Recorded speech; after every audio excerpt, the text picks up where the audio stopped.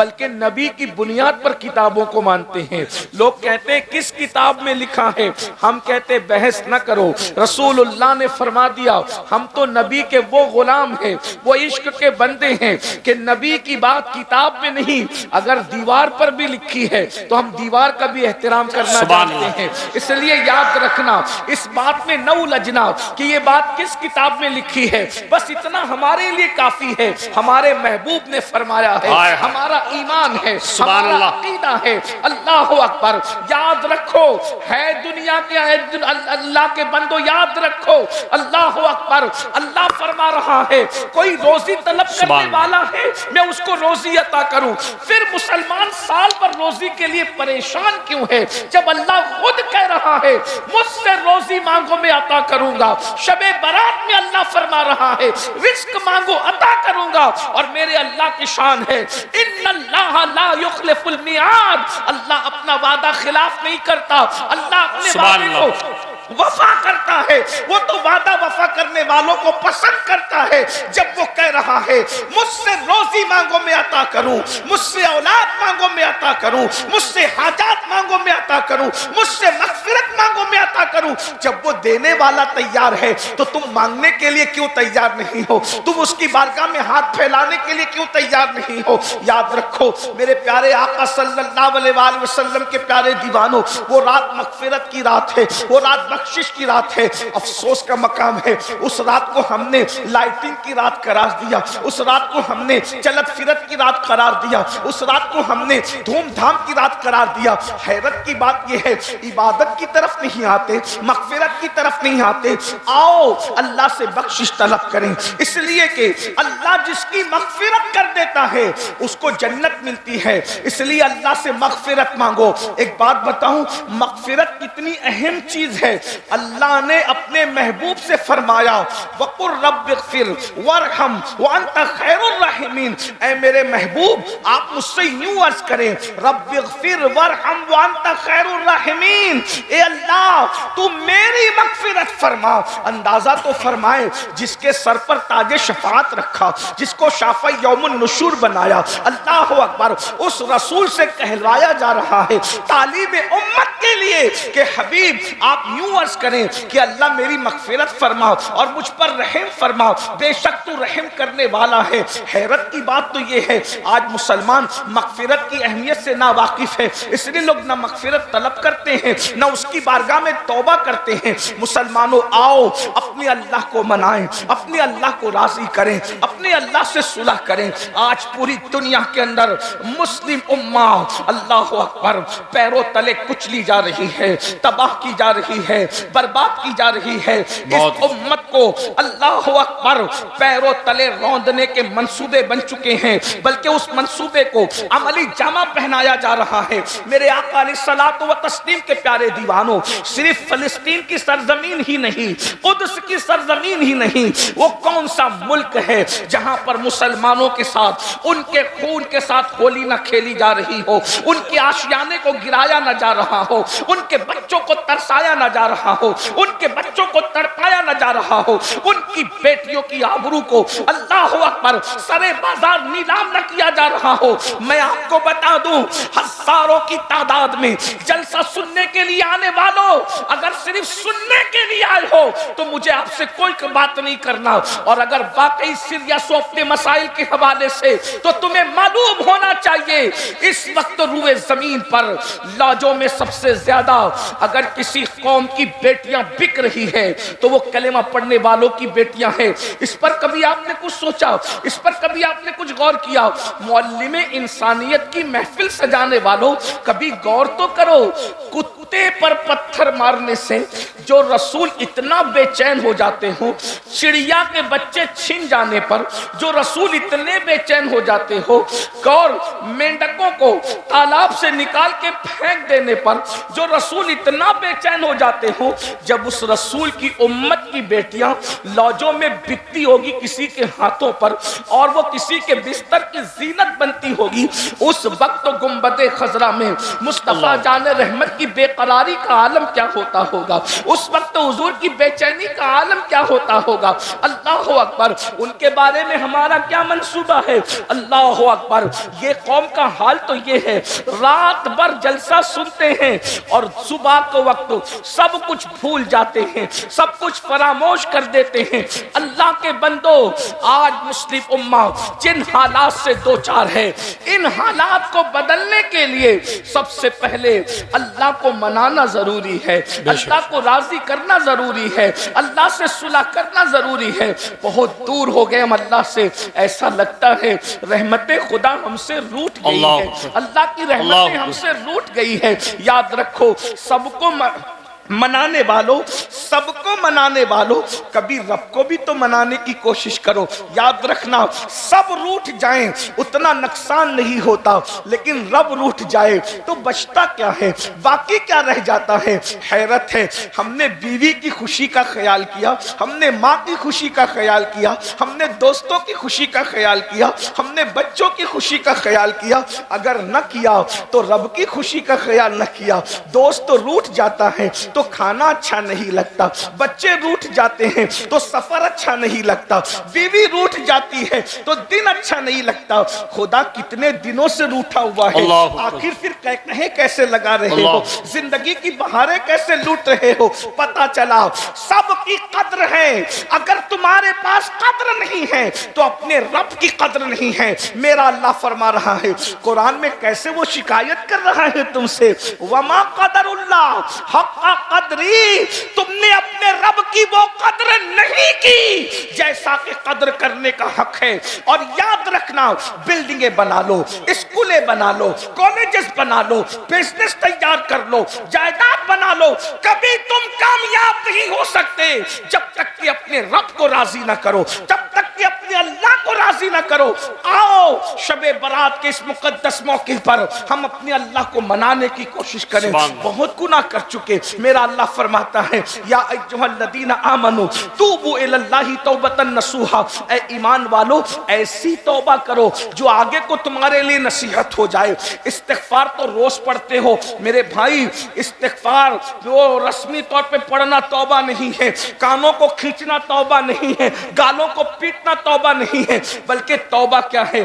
نادم ہو جانا، شرمندہ ہو جانا، اپنے گناہوں پر نادم ہونا، شرمندہ ہونا، اور آئندہ اپنے اللہ سے وعدہ کرنا، کسی اور سے نہیں، اپنے اللہ سے وعدہ کرنا، آئندہ میں گناہ نہیں کروں گا، اور گناہ پر قائم نہ رہنا، گناہ کو چھوڑ دینا. یہ توبہ کے یہ 3 لوازمات ہیں. میری بہنیں بھی موجود ہیں، میری بہنوں آؤ، اللہ اکبر. اگر فلسطین یا دوسرے ممالک کی بہنیں جو ہے وہ کسب پرسی میں زندگی گزار رہی ہے، تباہی اور بربادی کا شکار ہے، تو یہ نہ سمجھنا کہ میں بہت عیش میں ہوں، میں بہت عشرت میں ہوں. یاد رکھنا، پڑوسی کا گھر اگر جلے اور اس کو نہ بجھاؤ تو تمہارے گھر میں بھی آگ لگ سکتی ہے. اور میری بہنوں آؤ، ہم سب اللہ کو منائیں. بھائیوں آؤ، اللہ کو منا کر دیکھو. ایک دن تم اللہ کو منا لو، اللہ تمہاری دنیا کو بھی جنت میں تبدیل کر دے گا. وہ تمہیں روزی بھی دے گا، وہ تمہیں رزق بھی دے گا، وہ تمہیں عزت بھی دے گا، وہ تمہیں سربلندی بھی دے گا،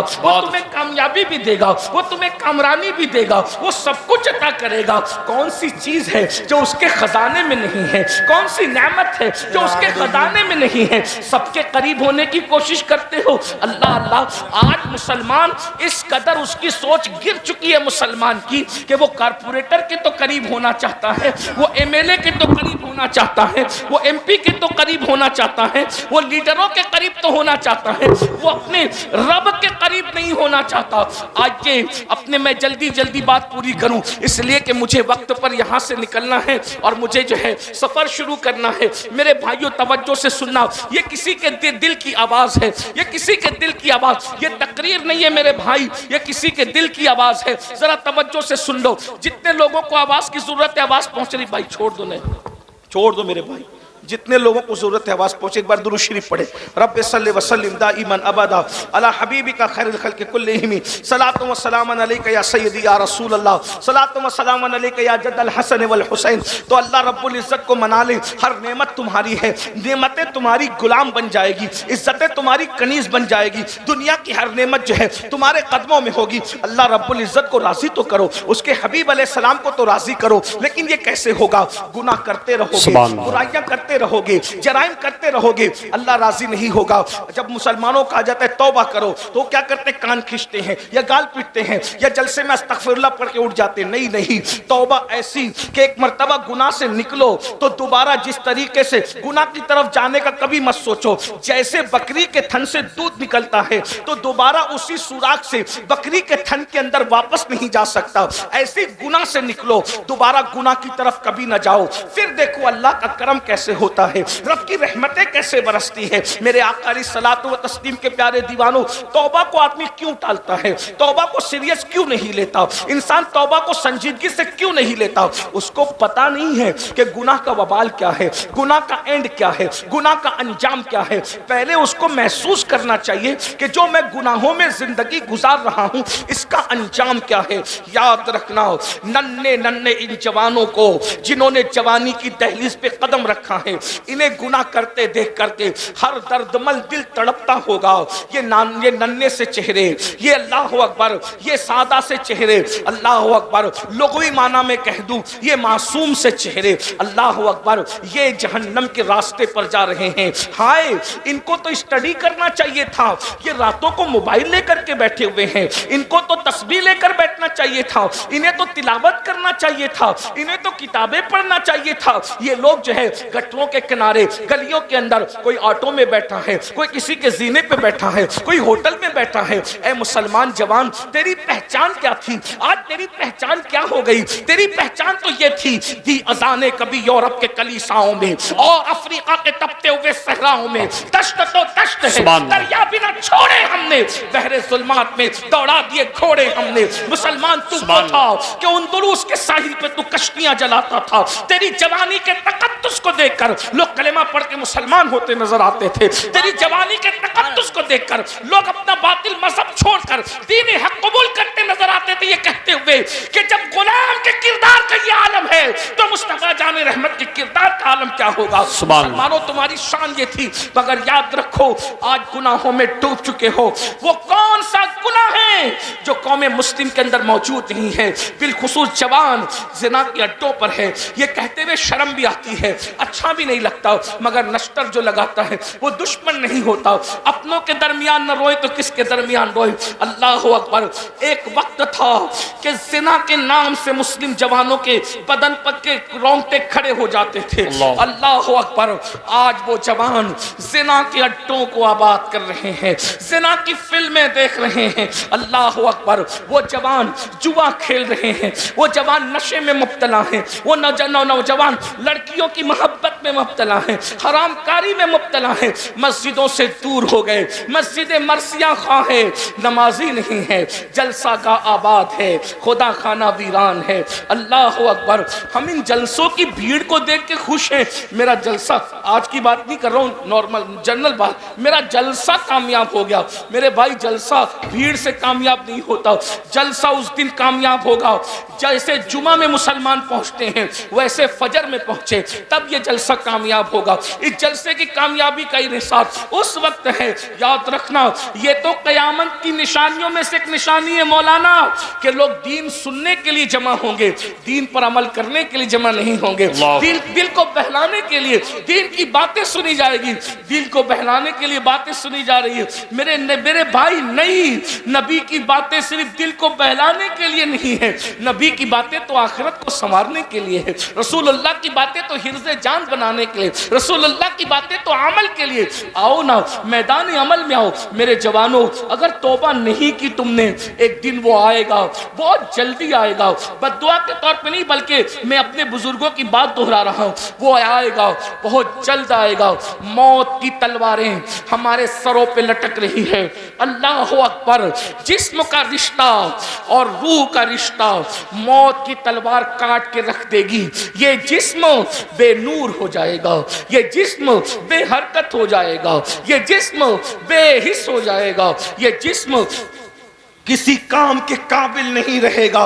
मेरे अजीज, इससे पहले के रूह का रिश्ता जिस्म से टूट जाए, अपनी जवानी पर घमंड और गुरूर करने वालों, हमेशा ये जवानी का शबाब बाकी न रहेगा, ये जवानी की ताकतें बाकी न रहेगी। आओ देखो, अपने दादा के बुढ़ापे को देखो, अपने अब्बा के बुढ़ापे को देखो, अपने मोहल्लों के वो लोग जो कभी जवान थे हमारे सामने और जो जराइम करते थे, पाप करते थे। तुम्हें पता है, जब कोई जवानी में पाप और जराइम करता है तो अल्लाह उसको इतना दर्दनाक बुढ़ापा देता है कि वो रातों को तारे गिनता है मगर उसको सुकून की नींद नहीं आती। लेकिन वो किससे शेयर करे? किसी से शेयर नहीं कर सकता, ना सहा जाता है ना कहा जाता है।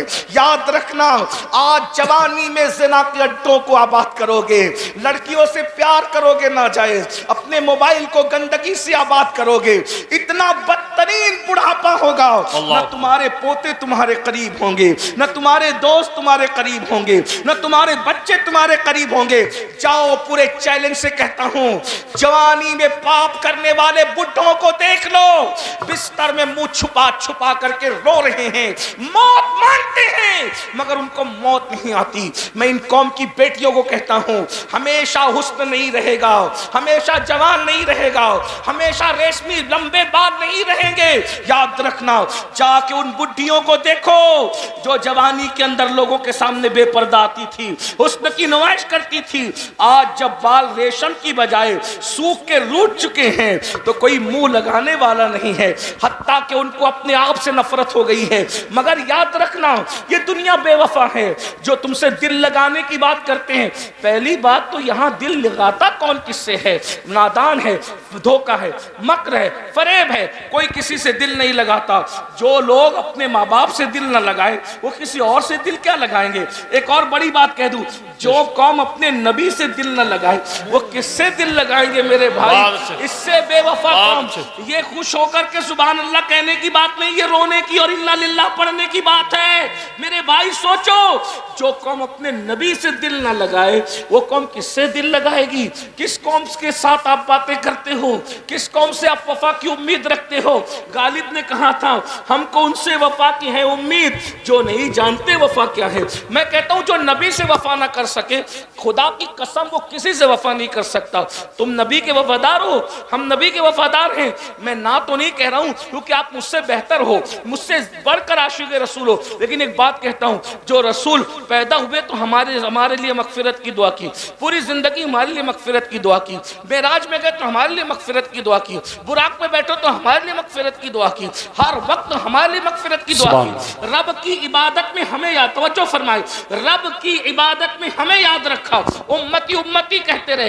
हत्ता के जब दुनिया से जा रहे थे तो भी हमें याद किया, हत्ता के जब कब्र में लिटाए जा रहे थे तो हमें याद किया, हत्ता के जब मैदान महशर में हर नबी नफ्सी नफ्सी कहेंगे, हर नबी नफ्सी नफ्सी कहेंगे, उस वक्त भी मेरे नबी की जबान पर उम्मती उम्मती होगा।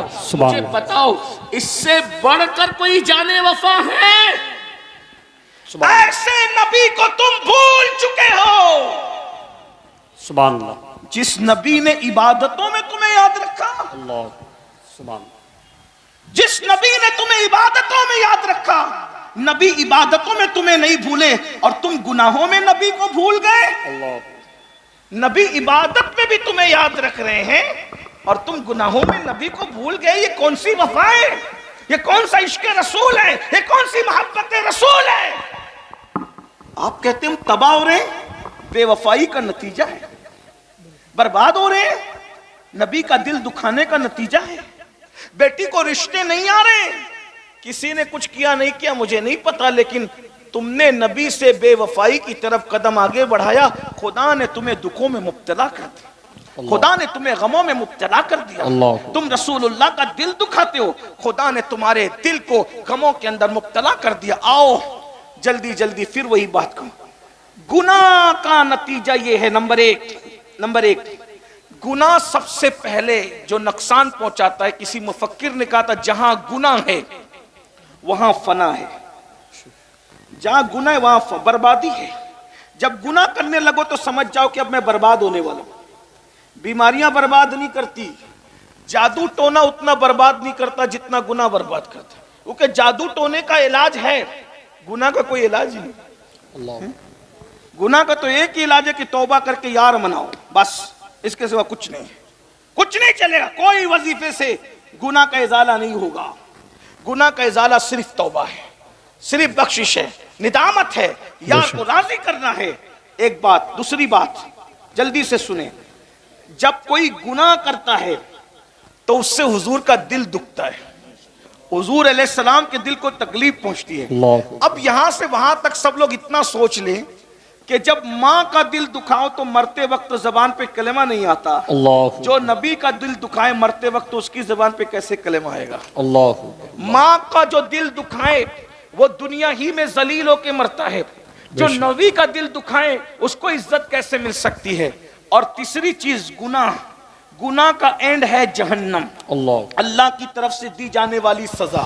اللہ اب یہ سزا کیا ہے اس کو محسوس کر لو، لائٹ مت لو، ارے جو ہوگا دیکھا جائے گا، یہ جو ہوگا دیکھا جائے گا۔ اللہ نے فرمایا، اللہ کا اعلان ہے کہ میں گنہگاروں کو جہنم میں ڈالوں گا، اس کا اعلان ہے ان الابرار لفی نعیم وان الفجار لفی جحیم۔ نیکوں کے لیے جنت ہے، مجرموں کے لیے جہنم ہے۔ اللہ تو مجرموں سے اتنا ناراض ہے کہ وہ اللہ ان کو سلام بھی نہیں کرنا چاہتا۔ توجہ، اللہ ان کو، یہ جو کہتے ہیں نا مولانا اللہ رحیم